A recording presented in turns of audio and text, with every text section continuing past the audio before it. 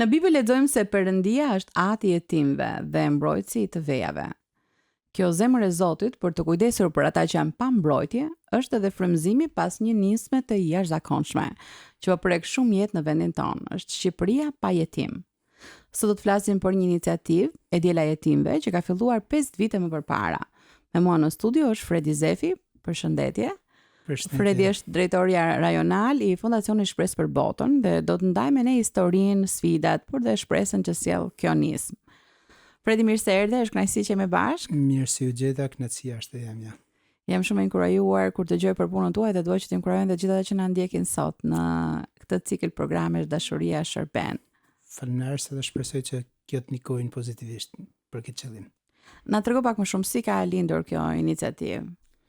Në fakt 3 çifte përpara 7 vitesh, në vitin 2018, për shkak të një personi që ka ardhur në Shqipëri, në atë kohë për me kuptu edhe me studiu pak si është situata e personave me këtë nevojë, pra personave jetim, personave të braktisur, është organizu një takim lutje në atë kohë. Në fakt nuk isha pjesë e takimit, 2 çiftet e tjera po, edhe mas këtij takimi u organizu një konferencë në Kroaci, ku u njohem me një lëvizje që ishte një botë pa jetim. Dhe në fakt grupi që ishte mbledh aty ishin prej vendeve të ndryshme të rajonit, ku u ndan eksperienca të ndryshme në lidhje me si funksionon shërbimi për këtë kategori personash, edhe masi u kthyem në Shqipëri, pra të 3 çiftet morën pjesë, u kthyem në Shqipëri edhe kuptuam që na duhet me bë diçka, pra na vim prej një fushë, secili prej çifteve vim nga një fushë që kujdeset në mënyrë të vazhdueshme për këtë kategori. Fondacioni Shpresë për Botën, cilin unë e përfaqësoj, ka 33 vite që operon në Shqipëri dhe ofron kujdes për fëmijët pa kujdes prindëror. Po ashtu edhe 2 çiftet e tjera kujdesen për këtë kategori, patjetër njëna organizat Bethany shërbime sociale, është marrë për shumë vite me adoptime, me kujdesin alternativ, por edhe Alomik me parandalim kryesisht me qendra komunitare, e kampe verore, kështu që erdhem në Shqipëri me këtë ide që po ne duhet të bëjmë diçka për vendin tonë, edhe kështu filloi si një dëshirë për me kriju këtë lëvizje Shqipëria pa jetim. Dhe që nga ai momenti i parë, na trego pak se si filluat të flisnit për këtë iniciativë dhe me edhe si mund të përfshinit më shumë organizata dhe kryshtera, kishat, individët. Në fakt kena pas disa iniciativa. Gjaja e parë që kena bashkë që na shohim lutjen si diçka shumë të rëndësishme për mirë funksionimin e lëvizjes ose këtë lëvizje, dhe e shohim se sa nevojshme është që të lutena. Jo vetëm ne si çifte, jo vetëm ne si organizata, por kena ftuar edhe drejtues edhe përfaqësues të kishave që me kanë pjesë e një rrjeti lutjeje në Shqipëri. Pra për një kohë kanë fillu këto takime lutjeje, në fakt çdo muaj, edhe sot vazhdojmë me këto takime lutjeje sepse e shohim që është shumë e rëndësishme. Pra kanë fillu takime lutjeje jo vetëm në nivel kombëtar, por edhe rajonal. Pra janë mbledh persona që kanë këtë zemër për fëmijët në nevojë, për fëmijët pa kujdes prindëror, dhe luten në mënyrë të vazhdueshme. Para 5 vitesh kena fillu me iniciativen e Diela e Jetimëve. Ideja ishte që të thrasim kishën që të bahena bashkë në një ditë edhe tamam të ndajmë me komunitetet tona, me komunitetin e krishterë, se sa e madhe është zemra e Zotit për jetimt. Kjo ishte qëllimi kryesor, edhe patjetër kena nxit kishën që mund të kenë një predikim atë ditë. Kjo e Diela e Jetimëve organizohet çdo vit, jo vetëm këtu në Shqipëri, po në mbar botën, në të dielën e dytë të nëntorit. Edhe kena fillu në vitin e parë, në vitin 2020, ku kanë qenë vetëm 16 kisha të përfshime. Në vitin e kaluar kanë qenë diku te 106 kisha që janë përfshi, edhe tamam dëshira jonë është që jo vetëm të flasin për zemrën e Zotit për jetimt, por të luten për to. Ndoshta të marrin disa hapa konkret edhe praktik. Patjetër ka disa gjëra që janë pak pesha më të rënda, sikur është kujdesi alternativ edhe adoptimi, pra që jo të tanë personat në kishat lokale janë thirrur për këtë qëllim, sepse realisht është diçka jo e lehtë, por që është shumë bekim nëse kjo ndodh. Kështu që në mënyra të ndryshme qoftë tu parandalu, pra na si komunitet ungjillor kena shumë qendra komunitare ditore ku ofrohen shërbime të ndryshme për persona në nevojë, edhe thjesht të bën një punë tillë, na nuk e kuptojmë ndonjëherë efektin që kena që mos të furnizojmë shtëpitë e fëmisë, institucionet rezidenciale me fëmijë. Kështu që bëhet një punë shumë e mirë në parandalim, por bëhet edhe një punë e mirë, edhe nxitja jonë është që të bëhet një punë edhe më e madhe në mënyrë që fëmijët të kthehen në familje, të fuqizojnë familjet e tyre, sepse nuk ka vend më të mirë në fakt për një fëmijë me u rritë se sa në familje. Edhe për këtë arsye nxitja jonë është edhe bashkëpunimi jonë me kishën është i madh, edhe kisha ka një rol tamam kyç në mënyrë që me arrit këtë qëllim. Unë do doja që të të pyesja për disa histori konkrete, na trego se janë frymëzuese kur shikojmë një fëmijë që ishte në kushte të caktuara dhe sot jo vetëm që ka ndryshuar kushtet e tij, është i edukuar, ka pasur mundësi që të ketë një jetë tjetër, por edhe të ndikoj të tjerët me anë të jetës së tij. Në fakt ajo që kam dëshirë me vënë dukja është se kisha ungjillore në Shqipëri ka bërë një punë të mrekullueshme edhe përpara fillimit të kësaj lëvizjeje. Puna është bë, por shumë shpesh në krejtë veçume, pra secila kisha apo organizata është përpjek me bë diçka. Na qysh prej fillimit të lëvizjes kena kuptu edhe një gjuhë për histori që me tamam janë frymëzuese. Ndoshta një fëmijë që është marrë në familje pa ndonjë trumbetim, por është marrë prej një të krishteri, prej një familje të krishtere, rrit në familje ku është shkollu edhe ku i është dhënë drejtim për jetën. Në të njëjtën kohë kena pas raste dhe kena raste ku familjet krishtera kanë adoptu apo marrën kujdestari fëmijë.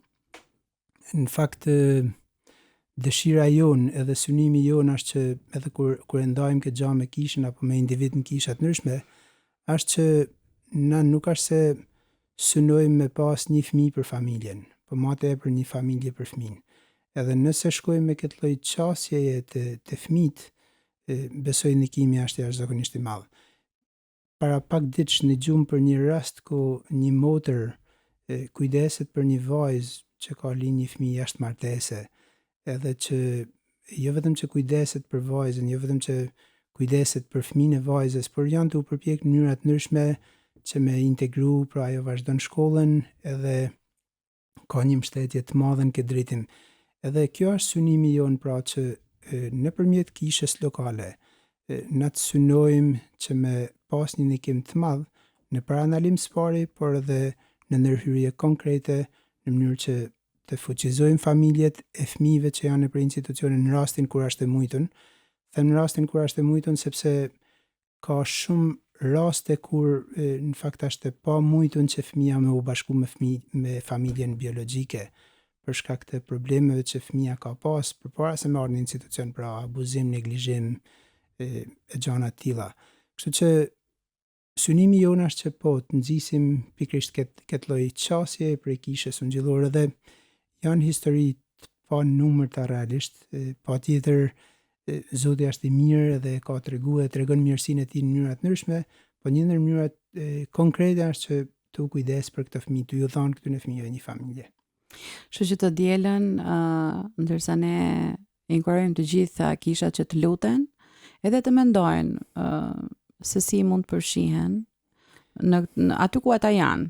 Na trego pak më shumë se si doni ju përfshirjen e kishave, dhe do doja të na tregojë pak më shumë nga ana gjeografike, se ju thatë që ka disa institucione që janë institucione rezidenciale ose qendra komunitare. Na ndihmon pak ta kuptojmë pak gjeografikisht, edhe ndoshta edhe me numër, që të kemi pak më shumë ide të impaktit. Spari, pra, në Shqipëri ekzistojnë fatkeqësisht mund ta them institucione rezidenciale për fëmijë të jetim, Pra dëshira jonë është që ta shohim Shqipërinë si një vend ku nuk ka jetim, edhe kjo është ëndra që kena. Pra ka institucione rezidenciale në Shkodër, ka institucione rezidenciale në Tiranë, ka në Sarand, gjithashtu në Korçë para 2 vitesh mos gaboj është mbyll një institucion që ka kanë një institucion shtëpi e foshnjës. Në Shkodër aktualisht ka një shtëpi bebesh 0 deri në 5 vjeç, një shtëpi fëmijë shkollor 6 deri në 15 vjeç, një shtëpi tjetër 16 deri në 18 vjeç. Ka një qendër që është për fëmijë jetim nga rajoni i Shkodrës, një strehez, pra ka një grup të madh institucionesh rezidenciale. Patjetër edhe për shkak të nevojës. Pra dëshira jonë edhe mënyra se si na kena dëshirë që me nxit kishën është që patjetër janë dikun të 250 fëmijë që jetojnë aktualisht në këto qendra rezidenciale shtetënore. Por gjatë bisedave që kena bërë dhe qysh se kena fillu këtë lëvizje, na shohim që pothuajse edhe aq fëmijë janë fëmijë që jetojnë në qendra private, ku pjesën më të madhe të tyne e operojnë edhe e mbështesin kishat ungjillore, komuniteti ungjillor. Pra në një farë mënyrë... Na tërko pak më shumë për këto qendra, se unë nuk i dija. Unë dija disa për tyre, por nuk i dija disa të tjera. Po për shembull, në Gjirokastër ka një qendër, një shtëpi ku ka kujdes për fëmijët e tillë, pra fëmijët. Dhe kjo është nga një organizatë krishtere. Nga një organizatë krishtere, edhe në mbështetje nga kisha ungjillore e vëllezërve, po ashtu në Ersek është një strehez ku marrin shërbime fëmijët pa kujdes prindëror. Në Korçë po ashtu qendra Kennedy që kujdeset për vajza që kanë pas probleme me abuzime apo që janë me mundësi trafikimi.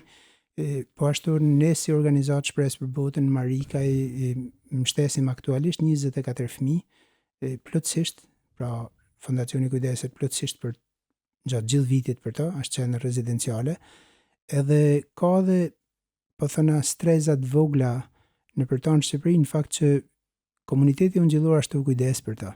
Edhe ideja është që ne si komunitet në fakt po bëjmë pothuajse atë sa ban shteti. Është shumë inkurajuese. Edhe nxitja që kena për kishën edhe nëpërmjet të diles jetimve është që po sikur një kishë kenë mundësi me u kujdes për një fëmijë, ose ta marrin iniciativen me u kujdes vetëm për një fëmijë. Dhe me thanë në institucionet rezidenciale shtetënore nuk do të kenë ma fëmijë, sepse janë rreth 200-250 kisha edhe organizatet krishtera, sikur nga një fëmijë për një fëmijë me tregu kujdes, problemi zgjidhet. Patjetër nuk është e lehtë, patjetër është një proces, me thënë drejtën, shpeshherë i lodhshëm, i dhimbshëm, i bezdisshëm, por vetëm kur kuptojmë që Zoti ka një zemër të madhe për jetimin. Edhe kur Zoti na mon ne përdorën në fakt motoja e të diles jetimve këtë vit, është që Zoti flet me dorën tane. Nëse na i shtrim dorën një fëmijë të tillë, kena me përjetu patjetër, jo vetëm që fëmia ka me përjetu një ndryshim për jetën e tij, por na si individ kena me përjetu një ndryshim, edhe them këtë edhe për shkak të përjetimit personal edhe familjar. Pra kur i shtrin dorën një personi në nevojë, Zoti patjetër kënaqet, po të mëson edhe shumë gjëra në këtë rrugtim. Ju në familjen tuaj keni pasur, jeni përfshirë. Na tregosh pak për eksperiencën tuaj? Në fakt, po, unë jam i martuar, na kena 3 fëmijë, por për 5 vite na kena pas në familjen tonë një djalë që ka qenë të shtëpia foshnjës dhe është bërë pjesë e familjes tonë në mënyrë ligjore, pra kena marrë në kujdestari, në fakt ka qenë një ndër rastet e para të marrjes në kujdestari një fëmije me cilin nuk ka lidhje gjaku, familja, por ka qenë një proces, me thënë drejtën, jo i lehtë, por shumë bekim. Familja cilë si referohna kishte 3 fëmijë, të 3 në institucion, një familje me probleme patjetër, prind të divorcum, rimartesë njenit prej prindve, por Zoti na ka drejtu pikërisht te kjo gjë, pra edhe pse prej 25 vitesh na punojmë në mënyrë të vazhdueshme dhe të përditshme me këtë kategori, ishte një përjetim krejt ndryshe, që të marrim një hap besimi edhe të afrojmë familje. Du me thonë që mas 5 vitesh na kena nxit nanën e vet, që me shku në gjykata dhe me ba një kërkesë për me i marrë fëmijët në kujdestaria jo, sepse ishin ose në kujdestaritë e institucionit ose në kujdestarinë tonë njëri prej fëmijëve, edhe me shumë hezitim, por me mbështetjen edhe tonë si familje, por në mënyrë të veçantë me mbështetjen e kishës. Edhe gjej rastin me thonë që kjo nuk është një iniciativë që bëhet në mënyrë private personale. Është një iniciativë që bëhet kur ke një grup personash që të mbështesin, sepse është një rrugtim jo i lehtë.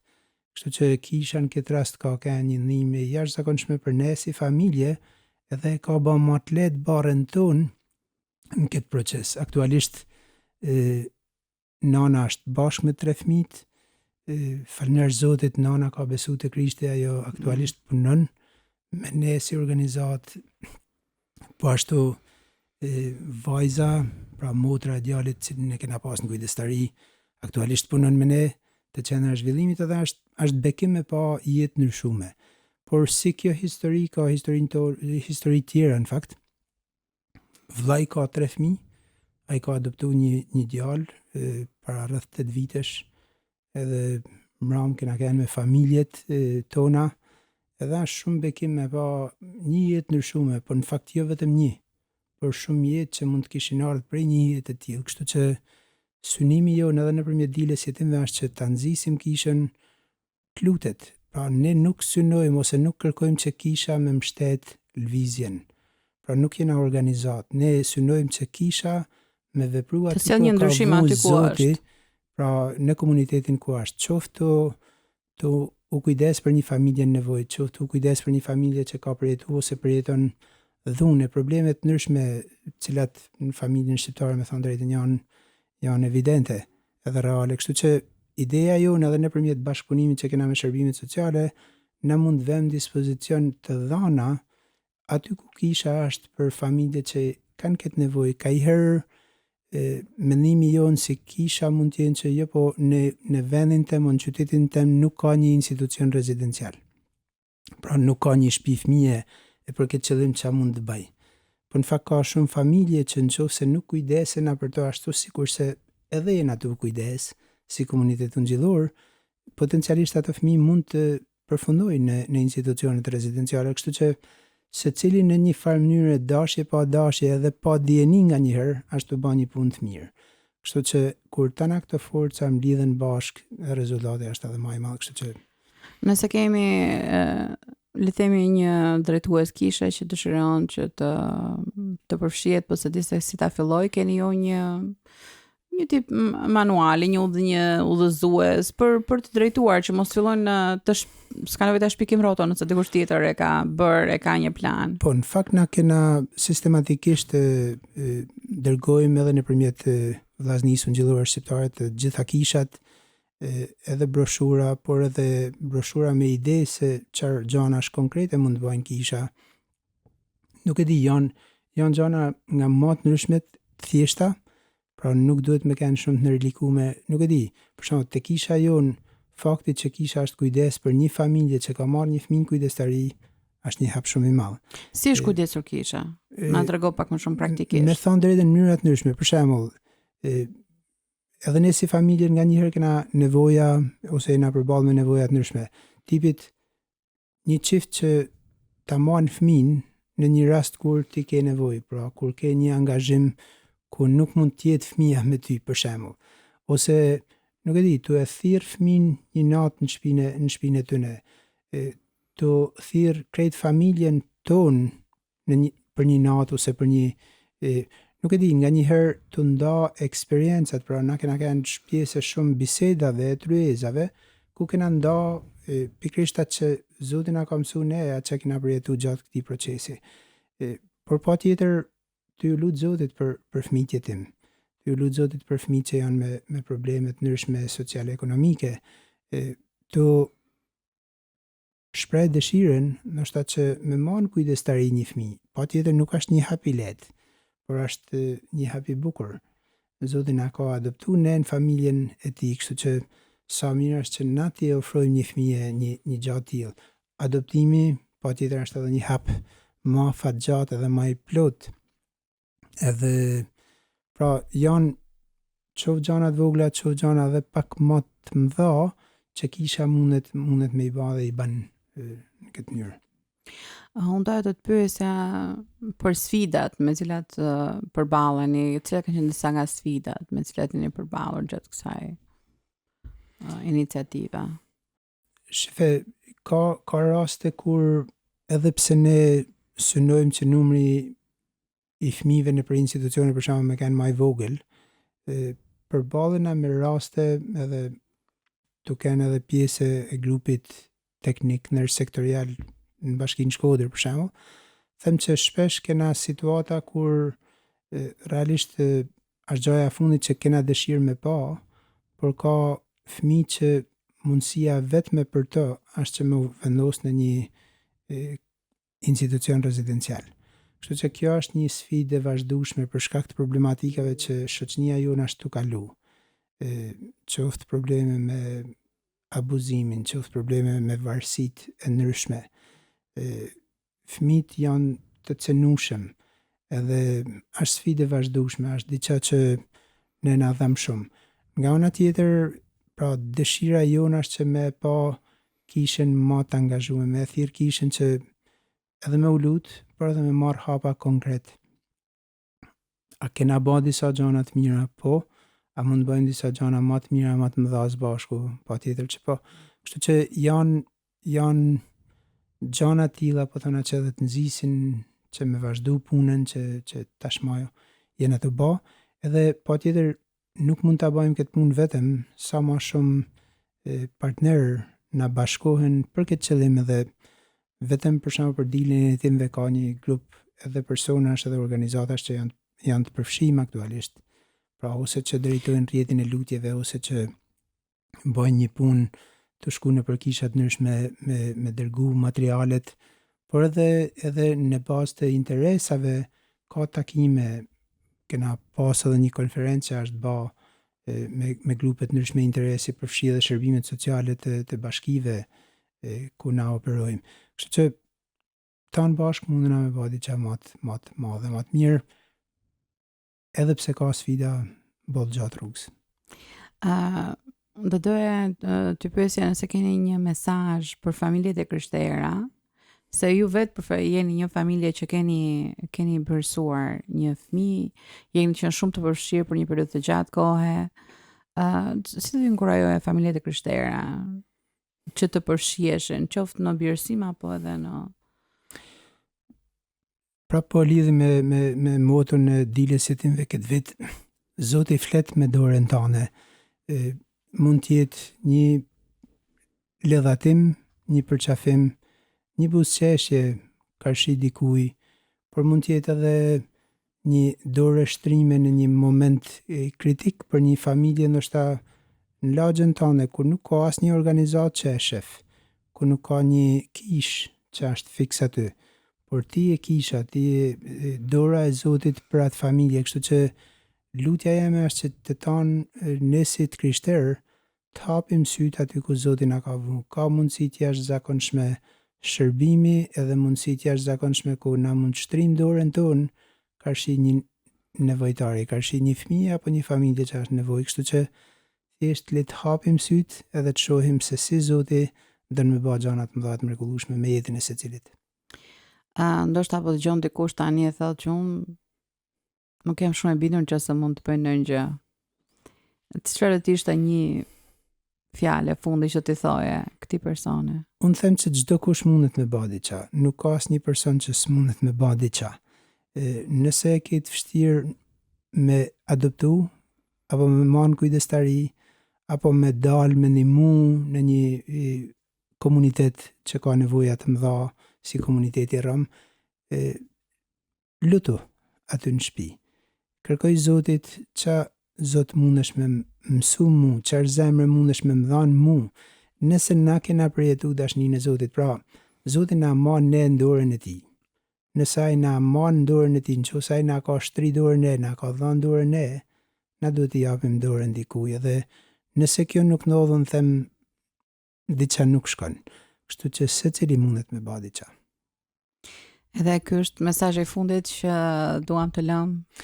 Mesazhi i fundit për këtë vit është që Zoti flet me dorën tënde. Prandaj mos hezito ta shtrish dorën karshi aty në çka ka nevojë. Shumë faleminderit për bisedën sot, është kënaqësi që ishim bashkë edhe shpresoj që do të takohemi përsëri. Faleminderit shumë ju, ishte kënaqësia ime. Zoti flet me dorën tënde, është ky mesazhi që kishim për sot dhe çdo fëmijë ka nevojë për dashuri, ka nevojë për një familje, ka nevojë për ngrohtësi.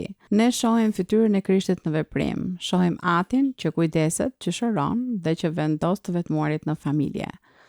Nëse Zoti po prek zemrën tënde sot, lutju atij që tregoj se si mund të jesh pjesë e kësaj historie dashurie. Sepse kur një fëmijë gjen një shtëpi, edhe Zoti buzëqesh.